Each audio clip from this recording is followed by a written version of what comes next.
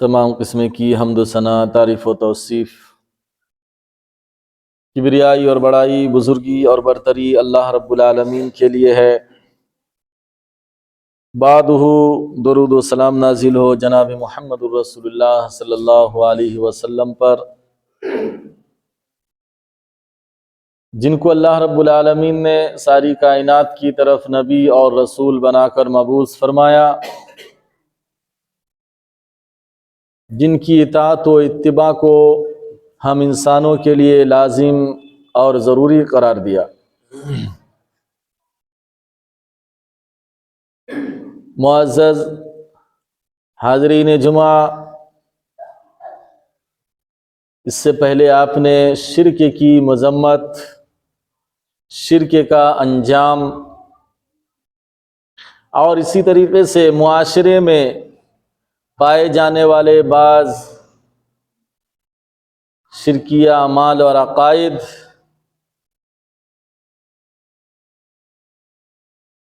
ان تعلق سے بہت ساری باتیں آپ نے قرآن و حدیث کی روشنی میں سنا ہے۔ ہمارے سماج اور معاشرے میں اور ایک شرک والا عمل اور کام پایا جاتا ہے، جس کو ہم لوگ جادو کہتے ہیں۔ عربی لفظ ہے سحر۔ یہ جادو کیا ہے؟ کہتے ہیں کہ فلاں کو ڈائن لگ گیا، جنات سوار ہو گیا۔ یہ حقیقت میں جادو کا ایک اثر ہے۔ اگر کوئی عورت جادو سیکھ کر ہے اور وہ کسی پر جادو چلا دے، یا کوئی مرد جادو سیکھ کر ہے اور وہ جادو چلا دے، یا پھر سرکش جنات اور شیاطین میں سے، چاہے وہ جنات اور شیاطین وہ مرد ہوں یا عورت ہوں، ان کی طرف سے اگر انسان پر کچھ اثر ہو جائے تو یہ جادو ہے، یہ شرک ہے، کفر ہے۔ جادو کا سیکھنا سکھانا شرک اور کفر ہے۔ اب اگر کسی کو مثال کے طور پر جادو کا اثر ہو گیا ہے تو دو ہی طریقے سے اس کا علاج ہوتا ہے۔ ابن قیم علیہ الرحمہ نے اس کی وضاحت کی کہ جادو کا علاج جادو کے ذریعے، جادو کا اثر ہوا ہے، ہم بڑے جادوگر کے پاس چلے گئے تاکہ اس پر جادو ہو گیا ہے۔ اب جادو کا کاٹ جادو کے ذریعے، ابن قیم علیہ الرحمہ فرماتے ہیں کہ یہ ناجائز اور حرام ہے۔ کیوں؟ جب اس پر جادو کا اثر ہوا، جس نے جادو کیا، یہ ایک شیطانی عمل ہے، شیطانی حرکت ہے، اس سے شیطان خوش ہوا، اور جب وہ انسان پھر اس کے علاج کے لیے ایک جادوگر کے پاس پہنچتا ہے تو جادوگر پھر شیطان کا سہارا لیتا ہے، جس سے شیطان دوبارہ خوش ہوتا ہے کہ اب مزہ آ رہا ہے۔ انسانوں کو گمراہ کرنے کا ایک بہت بڑا ذریعہ ہے۔ جادوگر انسان سے نہیں بلکہ شیطانوں سے مدد لیتے ہیں، شرکیہ اعمال اور عقائد، کفر والا عمل کو اپناتے ہیں جادوگر، اور پھر وہ کسی پر جادو کرتا ہے یا کسی سے جادو کے اثر کو دور کر دیتا ہے۔ ابن قیم علیہ الرحمہ نے فرمایا کہ برد و صورت شیطان خوش ہوتا ہے۔ جادو کا دوسرا علاج ہے قرآن کریم کی آیات، سورت اور اسی طریقے سے دعائے ماسورہ کے ذریعے۔ جیسے خود اللہ کے نبی صلی اللہ علیہ وسلم پر جب جادو کا اثر ہوا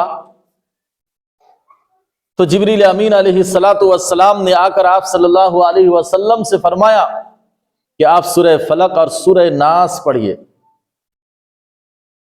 آپ صلی اللہ علیہ وسلم فرماتے ہیں کہ جیسے جیسے میں پڑھتا گیا ایسا لگ رہا تھا کہ میرے جسم سے ایک گرہ کھل رہا ہے اور مجھے بہت ہلکا پن محسوس ہونے لگا۔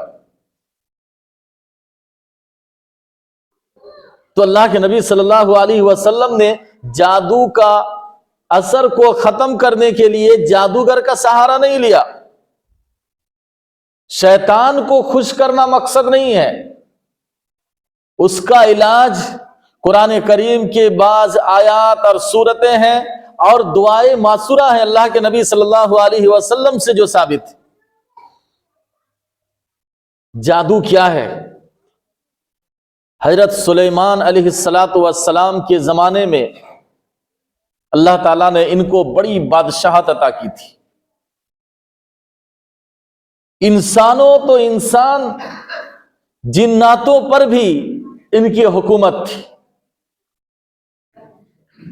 ہواؤں پر حکومت تھی۔ اتنی بڑی سلطنت اللہ تعالیٰ نے ان کو اتنا پاور دے رکھا۔ ان کے دور میں، ان کے زمانے میں جادوگروں کا بہت بول بالا تھا۔ ہر جگہ ہر طرف لوگ جادو سیکھتے سکھاتے، اور خاص طور پر جو یہودی تھے ان لوگوں کا پیشہ ہی یہی تھا، جادو سیکھنا اور سکھانا۔ اس کے ذریعے کیا کرتے تھے؟ حضرت سلیمان علیہ السلام نے اعلان فرمایا کہ جو جادو کا علم ہے، جو کتابیں ہیں، ان کتابوں کو ضبط کیا جائے۔ ان ساری کتابوں کو حضرت سلیمان علیہ السلام نے ضبط کروایا، جمع کروا لیا لوگوں سے، اور جہاں وہ بیٹھتے تھے، جہاں دربار لگتا تھا، وہاں زمین کھود کر اس کے اندر وہ ساری کتابوں کو انہوں نے دفن کروا دیا۔ جب حضرت سلیمان علیہ السلام انتقال فرما گئے تو شیطان نے پھر انسانوں کو ورغلایا اور بہکایا کہ جانتے ہو نعوذ باللہ کہ یہ جو سلیمان اتنے دنوں تک جو حکومت کیے انسانوں پر، جناتوں پر، ہواؤں پر، اور جو ان کی بڑی سلطنت اور حکومت تھی، اس کا راز یہی ہے، جا کر دیکھو، ان کے کرسی کے نیچے کھودو، راز مل جائے گا تمہیں۔ اب جا کر شیطان نے لوگوں کی رہنمائی کی، جادوگر لوگ آئے، وہاں کھودے تو جادو کا علم، کتابیں، رجسٹر نکل پڑے۔ نعوذ باللہ من ذالک، اچھے خاصے لوگوں کا، ایمان والے لوگوں کا بھی ایمان بگڑ گیا، عقیدہ بدل گیا۔ حضرت سلیمان علیہ السلام کے بارے میں لوگوں کی غلط سوچ آ گئی۔ قرآن کریم میں اللہ تعالیٰ نے سورۃ البقرہ کے اندر بھی تفصیل بیان فرمایا، وَاتَّبَعُوا مَا تَتْلُو الشَّيَاطِينُ عَلَى مُلْكِ سُلَيْمَانَ، اور ان لوگوں نے، گمراہ لوگوں نے، کافروں نے، مشرکوں نے، یہودیوں نے اس چیز کی پیروی کی جس کو شیطان نے پڑھ کر سنا دیا۔ کب؟ حضرت سلیمان علیہ السلام کے دور اقتدار میں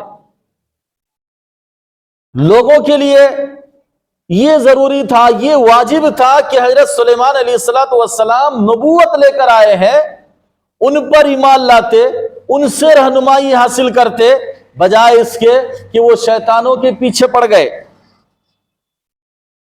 اللہ تعالیٰ نے اس کی تردید کی اور فرمایا وَمَا كَفَرَ سُلَيْمَانَ، نعوذ باللہ، حضرت سلیمان علیہ السلام یہ کفر والا عمل کر ہی نہیں سکتے، وہ تو اللہ کے نبی اور پیغمبر تھے۔ وَمَا كَفَرَ سُلَيْمَانَ، لیکن کہاں سے آئی یہ کفر اور یہ جادو، شرک؟ وَلَكِنَّ الشَّيَاطِينَ كَفَرُوا، لیکن شیطانوں نے کفر کیا، سازش رچی سلیمان علیہ السلام کے خلاف۔ يُعَلِّمُونَ النَّاسَ السِّحْرَ، یہ شیطان لوگوں کو جادو سکھانے لگے، یہ لو سیکھو، ایک علم لو۔ اس لیے کہا جاتا ہے کہ دنیا میں دو طرح کے علوم پائے جاتے ہیں، ایک علم نافع اور ایک علم ضار۔ علم نافع جس علم کے ذریعے آپ اپنی حفاظت کر سکتے ہیں، دنیا اور آخرت میں آپ کے لیے وہ علم نفع بخش ہو جس کے ذریعے آپ اپنے ایمان کی حفاظت کر سکتے ہو، جس کے ذریعے آپ اپنے اعمال کی اصلاح کر سکتے ہیں، آپ اپنے عقائد کی اصلاح کر سکتے ہیں اور سنت کے مطابق آپ زندگی گزار سکتے ہیں۔ ایسے علوم کا حاصل کرنا، اس کو کہا جاتا ہے علم نافع۔ اور ایک ہے علم ضار، نقصان دہ علم، جس کے ذریعے نہ آپ کو خود اپنا کچھ فائدہ ہے، نہ اس علم کے ذریعے دوسروں کو کچھ فائدہ پہنچا سکتا ہے، نہ آپ کی دنیا سنور سکتی ہے، نہ آپ کی آخرت سنور سکتی ہے۔ آج بھی دنیا میں بہت سارے ایسے علوم ہیں جس کو لوگ سیکھتے ہیں، لیکن اس کے ذریعے اس کو دنیا اور آخرت کی بھلائی نہیں ملتی ہے۔ یہی ہے علم ضار۔ یہ جو شیطان جادو کا علم لے کر آیا اور لوگوں کو سکھایا، یہ علم نافع نہیں تھا، علم ضار تھا، نقصان پہنچانے والا علم ہے، جس کے ذریعے شیطان انسانوں کے ایمان اور عقائد کو بگاڑتے تھے۔ آج بھی اگر سماج اور معاشرے میں کوئی آدمی اس طریقے کی کوئی بات کرے، جس بات کے ذریعے، جس علم کے ذریعے لوگوں کی اصلاح نہیں، لوگوں کا وقت ضائع ہو رہا ہے، مال برباد ہو رہا ہے، لوگوں کی جو ہے اچھی خاصی عمر اس کے پیچھے گزر جاتی ہے، لیکن اس کو نہ کوئی دنیاوی فائدہ حاصل ہوتا، نہ کوئی اخروی فائدہ۔ آپ سماج میں نظر دوڑائیے، کیا ہے ایسے بہت سارے علوم؟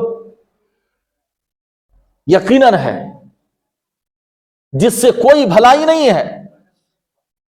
تو اللہ رب العالمین نے فرمایا کہ یہ جادو لوگوں کو سکھانے لگے شیطان، اور خاص طور پر یہودی لوگ اس کو زیادہ سیکھتے تھے۔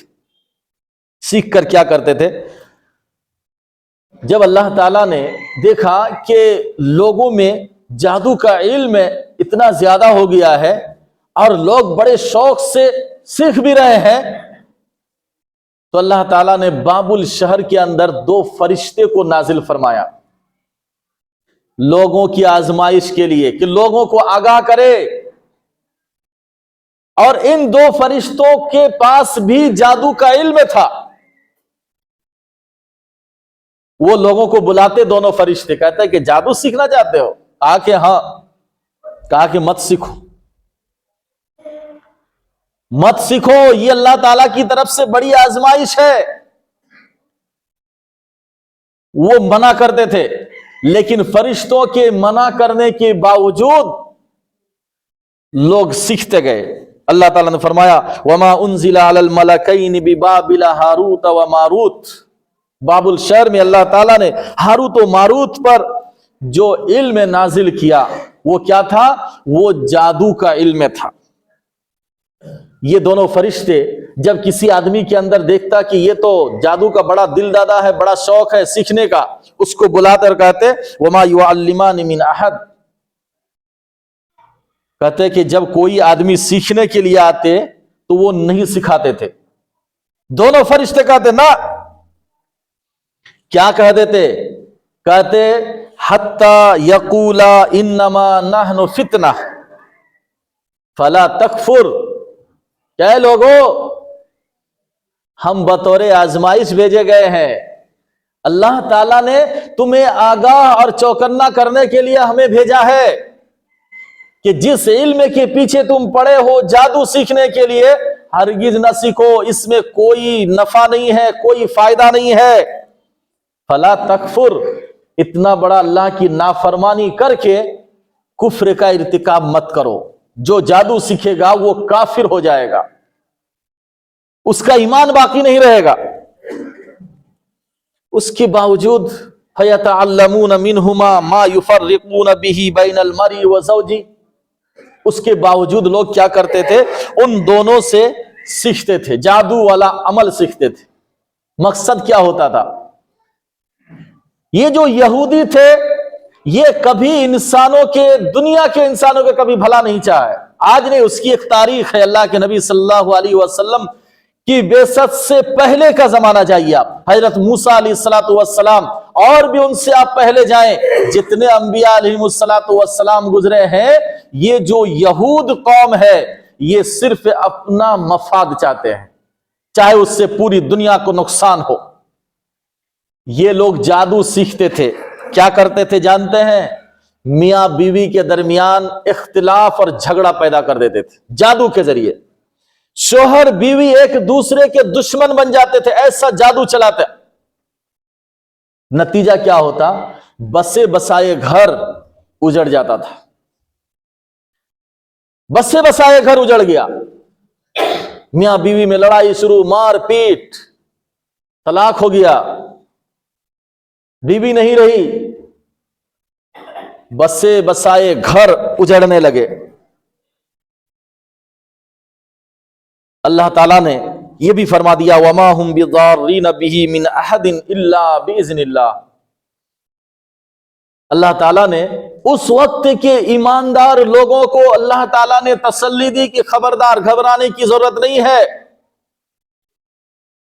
جو جادوگر ہے یہ تمہارا خدا نہیں ہے، یہ جب چاہے تم کو نقصان پہنچا دے، جب چاہے تم کو نفع پہنچا دے، ایسا نہیں ہو سکتا ہے۔ وَمَا هُمْ بِضَارِّينَ بِهِ مِنْ أَحَدٍ، یہ جادو کے ذریعے کسی کو بھی کوئی نقصان نہیں پہنچا سکتا ہے جب تک اللہ تعالی کی اجازت اور اللہ کا حکم نہ ہو۔ ایمان والوں کو تسلی دی گئی کہ اپنی ایمان کی حفاظت کرو، ان جادوگروں کے چکر میں پڑ کر اپنے ایمان کو برباد نہ کرو، یہ تمہارا کچھ بگاڑ نہیں سکتا ہے جب تک اللہ تعالی کی اجازت نہ ہو۔ وَيَتَعَلَّمُونَ مَا يَضُرُّهُمْ وَلَا يَنْفَعُهُمْ، یہ لوگ جادو سیکھتے تھے لوگوں کو نقصان پہنچانے کے لیے، بھلا کرنے کے لیے نہیں۔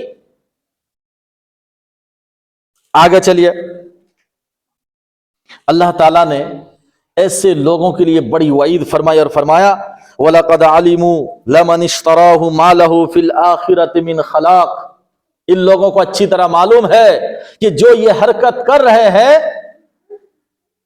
اتنا بڑا یہ جرم ہے کہ اللہ تعالیٰ کے یہاں اس پر کوئی اجر ملنے والا نہیں ہے۔ وَلَبِئْسَ مَا شَرَوْا بِهِ أَنفُسَهُمْ، اور یہ اپنے آخرت کو جس چیز کے پر ترجیح دے رہے ہیں یہ بہت برا ہے، بہت برا ہے۔ لَوْ كَانُوا يَعْلَمُونَ، کاش یہ لوگ سمجھتے کیا ہے جادو اور اس کی حقیقت۔ ایک جگہ سورہ نساء کے اندر اللہ تعالیٰ نے فرمایا وَيُؤْمِنُونَ بِالْجِبْتِ وَالطَّاغُوتِ، یہ لوگ جبت اور طاغوت پر ایمان رکھتے ہیں۔ جبت اور طاغوت کیا ہے؟ جبت، حضرت عمر رضی اللہ تعالیٰ عنہ فرماتے ہیں کہ جبت سے مراد جادو ہے اور طاغوت سے مراد شیطان ہے۔ جادو اور شیطان پر کچھ لوگ ایمان رکھتے ہیں، اس کو حق اور صحیح سمجھتے ہیں۔ آج بھی ایسے ہے ہمارے سماج اور معاشرے میں، کسی کا کوئی نقصان ہو جاتا ہے، کوئی چوری ہو جاتی ہے تو کہتے ہیں کہ چلو فلاں اوجھا کے پاس، فلاں حکیم کے پاس، وہ بتا دے گا۔ نعوذ باللہ من ذالک، اس کے پاس یہ پاور کہاں سے آیا؟ کس نے دیا اس کو؟ اللہ تعالیٰ نے تو خود اپنے نبی جناب محمد الرسول اللہ صلی اللہ علیہ وسلم کو بھی یہ پاور نہیں دیا تھا، پھر ان پیٹ کے پجاریوں کو یہ پاور کہاں سے مل گیا؟ اور آپ اس کے پاس جا کر آپ اپنے دین اور ایمان کو برباد کرتے ہیں۔ صحیح مسلم کی روایت ہے، اللہ کے نبی صلی اللہ علیہ وسلم کے بعد ازواج مطہرات سے کہ اللہ کے نبی صلی اللہ علیہ وسلم نے فرمایا من اتا عرافا فسأله عن شيء فصدقه بما يقول لم تقبل صلاة 40 يوما، جو شخص سے کسی عراف، کسی حاکم، اوجھا کے پاس گیا، جھاڑ پھونک کرنے والے کے پاس گیا، کہا کہ مجھے یہ پریشانی ہے، ہاں یہ چوری ہو گئی ہے، ہاں اس نے لیا ہے، تمہارا یہ نقصان فلاں نے کیا ہے، اور یہ اس کو صحیح سمجھتا ہے، اس کو مان لیتا ہے، یقین کر لیتا ہے۔ اللہ کے نبی صلی اللہ علیہ وسلم فرماتے ہیں کہ اگر وہ نمازی ہے تو 40 دن تک اس کی نماز قبول نہیں ہوگی۔ اللہ تعالیٰ کو اس کے اس عمل سے، اس حرکت سے اتنی نفرت ہوتی ہے کہ اللہ تعالیٰ اس کے 40 دن کی عبادت کو اللہ تعالیٰ قبول نہیں فرماتا ہے۔ اور ایک روایت حضرت ابو ہریرہ رضی اللہ تعالیٰ عنہ سے، من اتی کاہنا فصدقہ بما یقول فقد کفر بما انزل علی محمد صلی اللہ علیہ وسلم۔ جو شخص کسی حاکم یا اوجھا کے پاس جاتا ہے، اپنی مجبوری ظاہر کرتا ہے، یا کوئی گمشدہ چیز کے بارے میں اس سے پوچھتا ہے اور وہ پھر بتا دیتا ہے، چوری ہوئی ہے، فلاں ہے، کس پر تمہارا شک ہے، اڑوس پڑوس کے خود اپنے رشتہ داروں کے نام بتا دیتے ہیں، کہتا ہے اس نے لیا ہے، اور یہ اس کو مان لیتا ہے۔ وعید سنیے، اللہ کے نبی صلی اللہ علیہ وسلم فرماتے ہیں فقد کفر بما انزل علی محمد صلی اللہ علیہ وسلم۔ اس نے اس کے پاس جا کر اور اس نے جو کچھ کہا اس کو مان کر اتنا بڑا کفر کیا کہ محمد صلی اللہ علیہ وسلم پر جو دین، جو شریعت، جو قرآن، جو وحی، جو احکام نازل کیا، گویا کہ اس نے ان ساری چیزوں کا انکار کیا اور وہ دائرہ اسلام سے خارج۔ انکار کرنے کا مطلب کیا ہوا؟ آج ایسے ایسے شرکیہ اعمال ہمارے سماج اور معاشرے میں پائے جاتے ہیں، اور جسے ہم بہت معمولی سمجھتے ہیں، اس کی وجہ سے ہمارے ایمان کو کیا نقصان پہنچ رہا ہے، ہمارے اعمال برباد ہو رہے ہیں، اس طریقے سے دوسروں کے ساتھ ہماری بدگمانیاں ہو رہی ہے۔ یہ اچھا خاصا ہمارا پڑوسی، کوئی چیز ہمارے گھر میں چوری ہوئی، جا کر بتا دیا اس کو، اس نے کہا کہ ہاں 2-4 آدمی کا نام بتا، گھما کا کہا وہ ہے، وہ بیچارہ دیندار اچھا، اب اس کے بارے میں ہمارے دل میں کیا آیا؟ بدگمانی آ گئی، یہ آدمی غلط ہے۔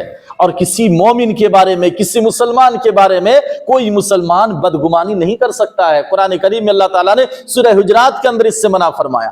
اس لیے وہ ایسے اعمال ہیں جس کو معمولی اور حقیر نہ سمجھا جائے، یہ آپ کو جہنم لے جانے کے لیے کافی ہے، آپ کو دائرہ ایمان اور اسلام سے خارج اور نکال دینے کے لیے کافی ہے۔